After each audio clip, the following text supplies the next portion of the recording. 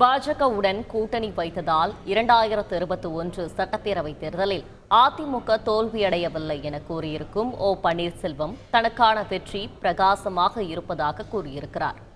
பொதுவாகவே பாஜக முஸ்லீமுக்கு எதிரான கட்சி, அதெல்லாம் கிடையாது.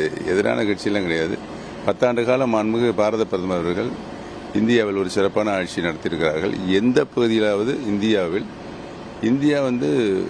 மொழிவாரி மாநிலங்கள் பிரிக்கப்பட்டு பல்வேறு மொழிகள் பேசுகின்ற மாநிலமாகவும் மதசார்பற்ற நாடாகவும் விளங்கிக் கொண்டிருக்கிறது.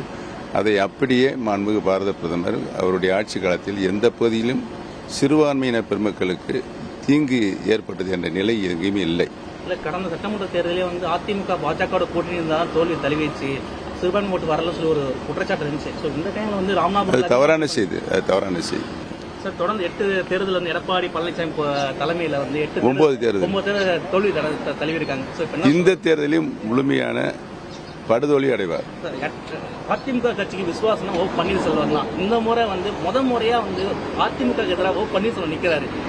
அதிமுக நான் எதிராக நிக்கல.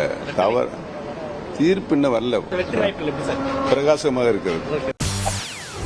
செய்திகளை உடனுக்குடன் தெரிந்து கொள்ள உடனே சப்ஸ்கிரைப் பண்ணுங்க.